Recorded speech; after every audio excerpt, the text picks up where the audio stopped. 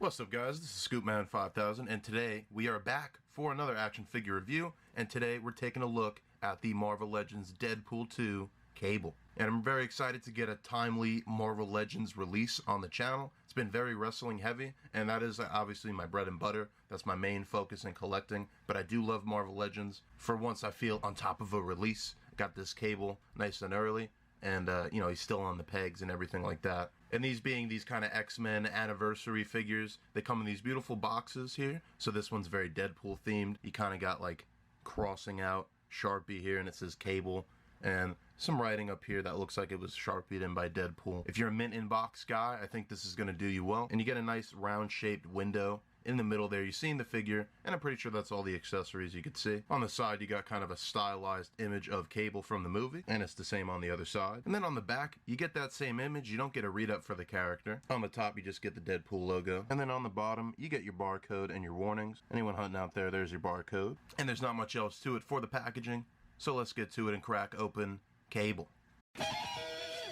And here's all the accessories that come included with Cable. Start out with the hands. We do get some fist hands for accessories. Obviously the one side is going to have those fingerless gloves, and then the other side does have that cybernetic hand. And then we do get a decent amount of weapons for Cable. We start out here, we get a pretty generic pistol. I don't know if this is reuse, because Marvel Legends does reuse their guns a lot, but it is good just to get a nice standard pistol. Then we get like a little futuristic sawed-off shotgun, which is really cool. You see kind of the pump action right here. And you can definitely tell it's a shotgun, but this one's very futuristic, very unrealistic looking. And you'll notice up top here it has a little bit of a slit in there. And that brings us to our next accessory, which is kind of an under barrel like grenade launcher, which has that same split in the top. And what that is for Cable's big BFG gun. And I really do like this gun that comes with Cable. The cool thing about these figures kind of coming out way after the movie is you get some kind of accurate weapons. You know, a lot of times when you get movie figures that come out before the movie, and you kind of just get some made up weapons, but this looks right out of the movie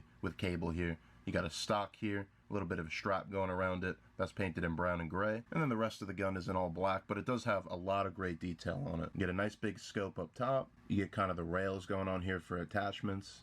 There we got the trigger, little ammo clip, not removable, but it does look like it could be. And there's even like a side attachment here, like a laser, I guess. You can see it on the other side there. But then what's really cool about this, you can go ahead and you could take your grenade launcher and you could just attach it like that. And now you have a grenade launcher on the gun, but you can also go ahead and take that shotgun, and now you have like an under barrel shotgun attachment, which is very cool as well. And here we have Cable, all out of the packaging, and I gotta say right off the bat, I'm very, very impressed with this figure, and specifically the likeness to Josh Brolin. Because if you go ahead and you look at the other X-Men anniversary figures so far, there's a Wolverine, there's the Xavier and Magneto 2-pack. Those look good, but they don't look spot on. They don't look ripped out of the movie. There's something off about those faces. But you go ahead and you take a look at this Cable, and we'll look at that face sculpt in better detail in a little bit. It's a near perfect $20 figure form of Josh Brolin's likeness. And you're also getting some great detail on the arm and on the outfit and everything. There's paint, you know, where you wouldn't expect it. It's very cool overall. I don't own any of the other X-Men anniversary figures so far, but it's going to be hard to top this. But now let's get a closer look at Cable. And you can see that head sculpt, and I don't own any of the Thanos figures. I probably should at this point, but I think this is definitely Josh Brolin's best likeness on a figure, other than, you know, maybe like a Hot Toys or something equivalent. This is pretty good stuff for Marvel Legends. You see the hair is kind of dark gray and then has a lighter gray wash over it. He's got that scar sculpted in, and you see he's got the one eye, and then the one eye is kind of that white eye, the laser eye that he has. But yeah, just a great mean Josh Brolin mug on this guy. You even go around, you see the hair kind of fades a bit. Very detailed, very good head sculpt on Josh Brolin. Can't complain about that. And with the cape removed, you can see a lot of detail on the neck, seeing some of those cybernetic enhancements. And then moving down the figure, probably my biggest gripe is this kind of rubbery cape. And I only say that just because it doesn't really attach well. And I guess the idea is that if you want to pose the figure, this will kind of get out of the way. But it's too big and awkward to really move in any other position than the one it's intended for. So in that sense, I do wish that it was kind of like pegged in the back or something, where it wouldn't be moving around so much. And this isn't a problem exclusive to Cable. You have any other Marvel Legends or Black Series, it's going to be like this for characters that do have like a big cape going over. But it does add to the look a lot, so I don't hate it, but it is kind of my biggest gripe, I would say. And here's the back of that cape. You see kind of the layers of it down here. It's a good sculpt.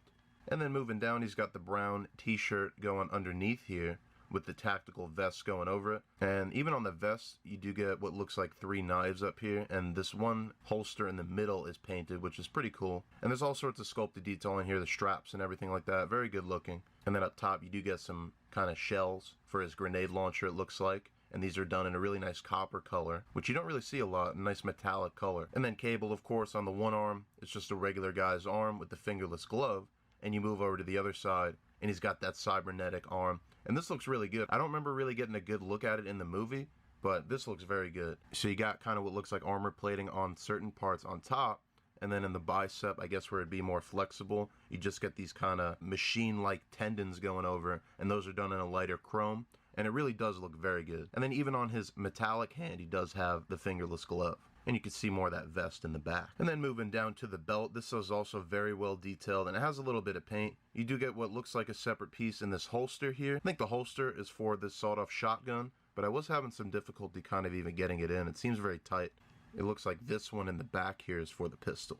But yeah, you got a silver painted belt buckle here, and then you even have like his daughter's teddy bear over here. It's not a separate piece, but it is a very good sculpt, and then it's painted over, or it's maybe a separate cast in this tan plastic. And then he's got some gray combat pants going over. Good sculpt, probably brand new sculpt, because it seems like most of this guy is. But you can see all sorts of sculpt detail here. There's even like a pouch in here, because you can't have Cable without a few pouches. And then down to the knees you see, and then he's got these short brown boots. And then we'll go over the articulation for Cable. So you start up at the head, and it looks like it's on maybe like a double ball joint. It looks like there's a ball joint at the bottom of the neck and then up top. So you're getting a very good range of motion, all sorts of tilt. You go back very good. And forward is a little bit blocked by the scarf cape combo, but it's pretty good. The torso has an ab crunch in there, but because of all these pieces, it's a bit blocked.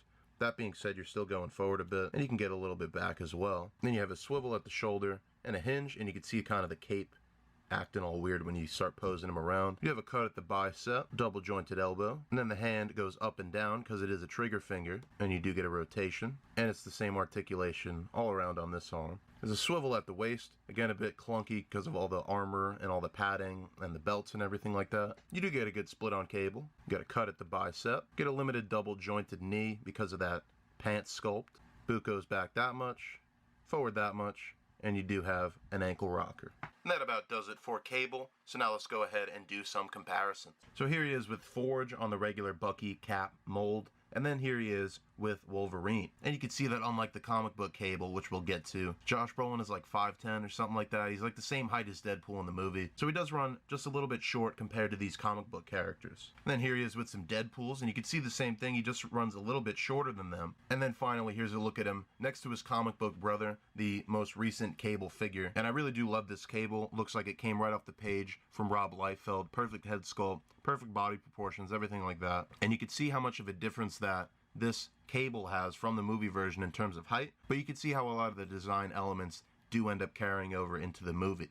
And overall, that's going to do it for your look at the movie Cable, and I do really like this figure a lot. It makes me very excited for the rest of these X-Men movie figures, and especially for the Deadpool and Negasonic 2-pack, so that we can kind of complete this team that we started here with Cable. And this does make me want to go back and watch the Deadpool movies as well. So Marvel Legends, you did your job. You made me excited for the rest of the figures, and you did present a very good movie Cable at that. So overall, that's going to do it for your look at the figure. If you do enjoy these kind of videos, you can stay right here on the Scoopman 5000 YouTube channel. As always, I'm going to leave it off with some pictures I took of the figure, and until then, I'll see you guys in the next action figure review.